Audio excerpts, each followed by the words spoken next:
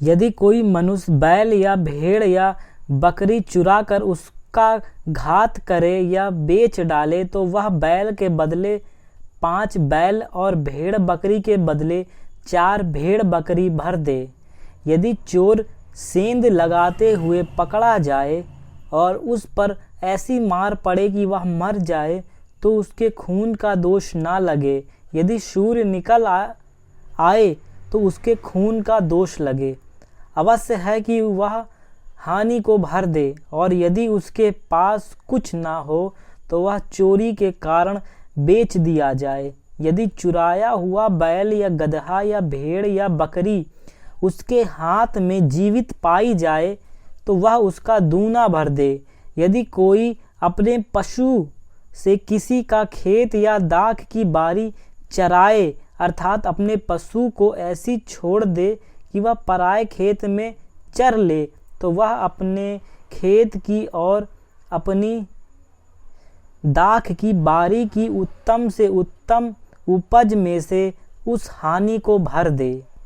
यदि कोई आग जलाए और वह कांटों में लग जाए तो फूलों के ढेर या अनाज या खड़ा खेत जल जाए तो जिसने आग लगाई हो वह हानि को निश्चय भर दे। यदि कोई दूसरे के पास रुपया या सामग्री की धरोहर धरे और वह उसके घर से चुराई जाए तो यदि चोर पकड़ा जाए तो दूना उसी को भर देना पड़ेगा। यदि चोर ना पकड़ा जाए तो घर का स्वामी परमेश्वर के पास लाया जाए कि निश्चय हो जाए कि अपने भाई बंधु की संपत्ति पर हाथ लगाया है या नहीं। चाहे बैल, चाहे गधे, चाहे भेड़ बकरी, चाहे वस्त्र, चाहे किसी प्रकार की ऐसी खोई हुई वस्तु के विषय अपराध क्यों न लगाया जाए, जिससे 2 जन अपनी अपनी कहते हों तो दोनों का मुकदमा परमेश्वर के पास आए, और जिसको परमेश्वर दोषी ठहराए वह दूसरे को दूना भर दे। यदि कोई दूसरे को गदहा या बैल या भेड़ बकरी या कोई और पशु रखने के लिए सौंपे और किसी के बिना देखे वह मर जाए या चोट खाए या हाँक दिया जाए तो उन दोनों के बीच यहोवा की शपथ खिलाई जाए, मैंने इसकी संपत्ति पर हाथ नहीं लगाया। तब संपत्ति का स्वामी उसको सच माने और दूसरे को उसे कुछ भी भर न देना होगा।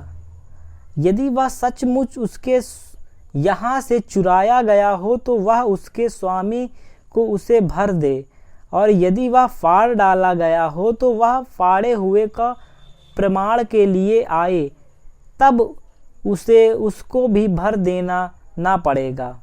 फिर यदि कोई दूसरे से पशु मांगे और उसके स्वामी के संग ना रहते उसको चोट लगे या वह मर जाए तो वह निश्चय उसकी हानि भर दे।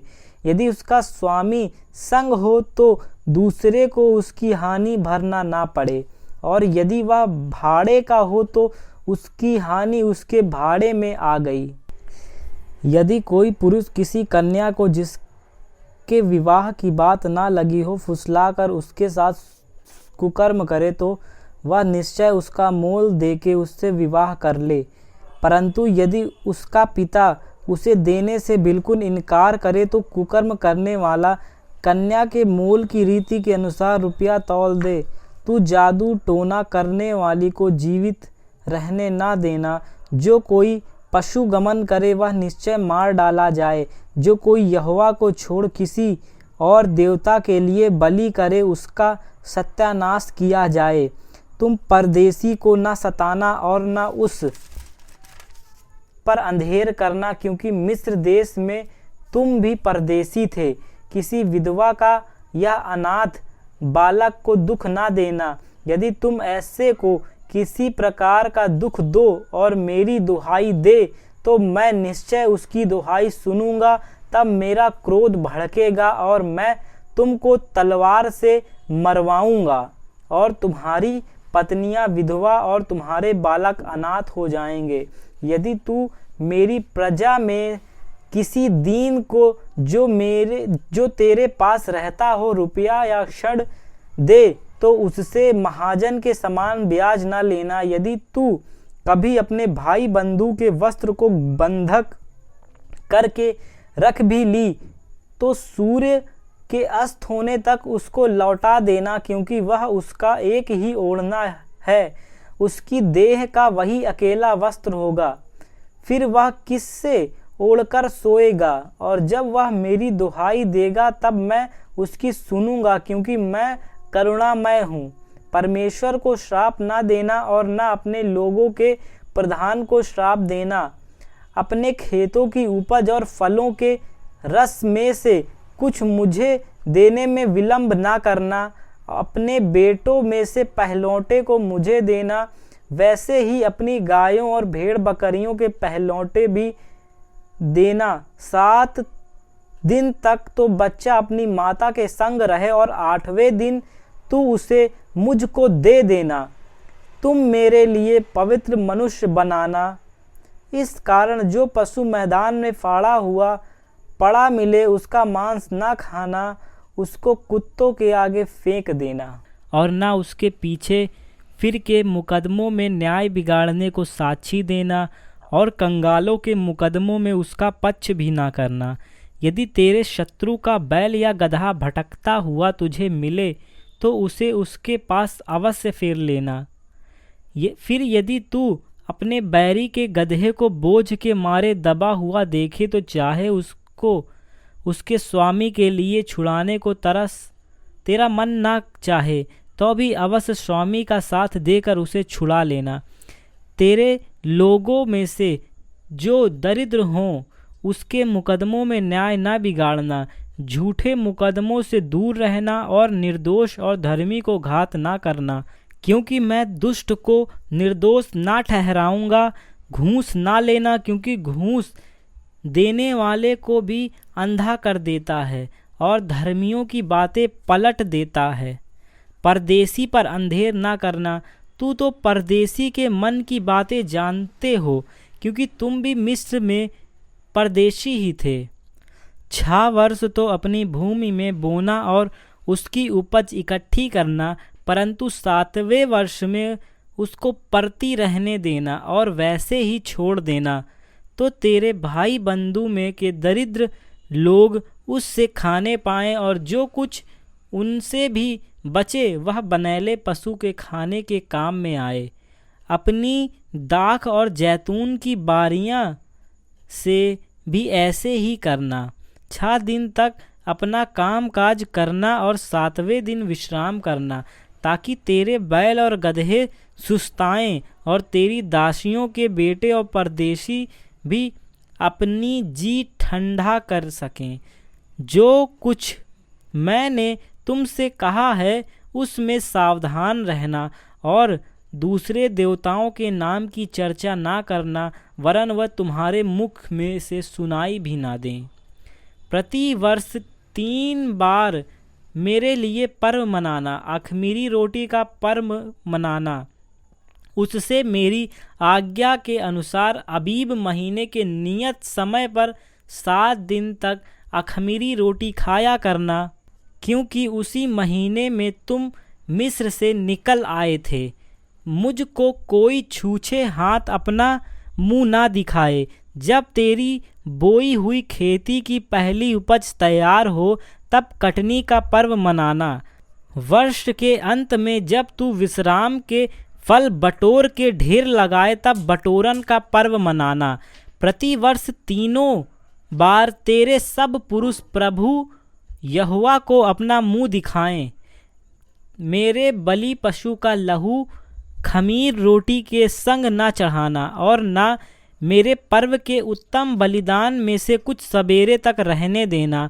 अपनी भूमि की पहली उपज का पहला भाग अपने परमेश्वर यहोवा के भवन में ले आना। बकरी का बच्चा उसकी माता के दूध में न पकाना। सुन, मैं एक दूत तेरे आगे आगे भेजता हूँ जो मार्ग में तेरी रक्षा करेगा, और जिस स्थान को मैंने तैयार किया है उसमें तुझे पहुँचाएगा, उसके सामने सावधान रहना और उसकी मानना, उसका विरोध ना करना, क्योंकि वह तुम्हारा अपराध क्षमा ना करेगा, इसलिए कि उसमें मेरा नाम रहता है। यदि तू सचमुच उसकी माने और जो कुछ मैं कहूँ वह करे, तो मैं तेरे शत्रुओं का शत्रु और तेरे विद्रोहियों का विद्रोही बनूंगा। इस रीति मेरा दूत तेरे आगे आगे चलकर तुझे एमोरी, हित्ती, परजी, कनानी, हिब्बी और यबूसी लोगों के यहाँ पहुँचाएगा, और मैं उनका सत्यानाश कर डालूंगा। उनके देवताओं को दंडवत ना करना और न उनकी उपासना करना और न उनके से काम करना, वरन उन मूर्तों को पूरी रीति से सत्यानाश कर डालना और उन लोगों की लाठों को टुकड़े टुकड़े कर देना। तू अपने परमेश्वर यहोवा की उपासना करना, वह तेरे अन्य जल पर आशीष दे और तेरे बीच में से रोग दूर करे, और तेरे देश में ना तो किसी का गर्भ गिरेगा और ना कोई बांझ होगी, और तेरी आयु पूरी रहेगी। जितने लोगों के बीच तू जाएगा, उन सबों के मन में मैं अपना भय पहले से ऐसा समवा दूंगा कि उनको व्याकुल कर दूंगा, और मैं तुझे सब शत्रुओं की पीठ दिखलाऊंगा, और मैं तुझसे पहले बैरों को भेजूंगा जो हित्ती, हिब्बी, कनानी और हित्ती लोगों को तेरे सामने से भगा के दूर कर देंगी। मैं उनको तेरे आगे से एक ही वर्ष में निकाल दूंगा। ऐसा ना हो कि देश उजाड़ हो जाए और बनेले पशु बढ़कर तुझे दुख देने लगें। जब तक तू फूल फल कर देश को अपने अधिकार में ना कर ले, तब तक मैं उन्हें तेरे आगे से थोड़ा थोड़ा करके निकालता रहूँगा। मैं लाल समुंदर से लेकर पलिश्तियों के समुंदर तक और जंगल से लेकर महानद तक के देश को तेरे वंश में कर दूंगा, और उस देश के निवासियों को भी तेरे वंश में कर दूंगा, और तू उन्हें अपने सामने से बरबस निकालेगा। तू ना तो उनसे वाचा बांधना और ना उनके देवताओं से, वे तेरे देश में रहने ना पाएं। ऐसा ना हो कि वे तुझसे मेरे विरुद्ध पाप करवाएं, क्योंकि यदि तू उनके देवताओं की उपासना करे तो यह तेरे लिए फंदा बनेगा। फिर उसने मूसा से कहा, तू हारून, नाबाद, अबीहू और इजराइलियों के 70 पुरनियों समेत यहोवा के पास ऊपर आकर दूर से दंडवत करना। केवल मूसा यहोवा के समीप आए, परंतु वे समीप ना आए और दूसरे लोग उसके संग ऊपर ना आए। मूसा ने लोगों के पास जाकर यहोवा की सब बातें और सब नियम सुना दिए। तब सब लोग एक स्वर में बोल उठे, जितनी बातें यहोवा ने कही हैं उन सब बातों को हम मानेंगे। तब मूसा ने यहोवा के सब नियम लिख दिए, और बड़े बड़े सवेरे उठकर पर्वत के नीचे एक वेदी और इज़राइल के बारहों गोत्रों के अनुसार 12 खंभे भी बनवाए।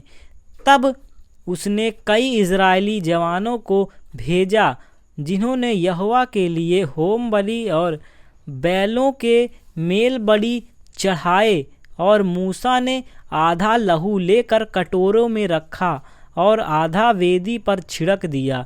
तब वाचा की पुस्तक को लेकर लोगों को पढ़कर सुनाया। उसे सुनकर उन्होंने कहा, जो कुछ यहोवा ने कहा उस सब को हम मानेंगे और उसकी आज्ञा मानेंगे। तब मूसा ने लहू लेकर लोगों पर छिड़क दिया और उनसे कहा, देखो यह उन वाचा का लहू है जिसे यहोवा ने उन सब वचनों पर तुम्हारे साथ बांधी है। तब मूसा, हारून, नाबाद, अबीहू और इज़राइलियों के 70 पुरनिया ऊपर गए और इज़राइलियों के परमेश्वर का दर्शन किया, और उसके चरणों तले नील मणि का चबूतरा सा कुछ था जो आकाश के तुल्य ही स्वच्छ था, और उसने इज़राइलियों के प्रधान पर हाथ न बढ़ाया। तब उन्होंने परमेश्वर का दर्शन किया और खाया पिया।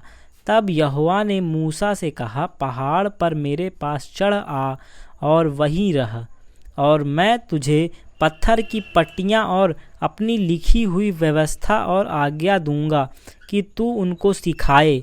तब मूसा यहोशू नामक अपने सेवक समेत परमेश्वर के पर्वत पर चढ़ गया और पुरनियों से वह यह कह गया, जब तक हम तुम्हारे पास फिर ना आएं, तब तक तुम यहीं हमारी बाट जोहते रहो।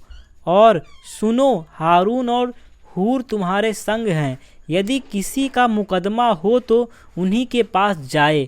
तब मूसा पर्वत पर चढ़ गया और बादल ने पर्वत को छा लिया। तब यहोवा के तेज से सीनै पर्वत पर निवास किया और बादल उस पर छा गया। 6 दिन तक छाया रहा और 7वें दिन उसने मूसा को बादल के बीच में से पुकारा। इज़राइलियों की दृष्टि में यहोवा का तेज पर्वत की चोटी पर प्रचंड आग के समान दिखाई पड़ता था। तब मूसा बादल के बीच में प्रवेश करके पर्वत पर चढ़ गया और मूसा पर्वत पर 40 दिन और 40 रात रहा।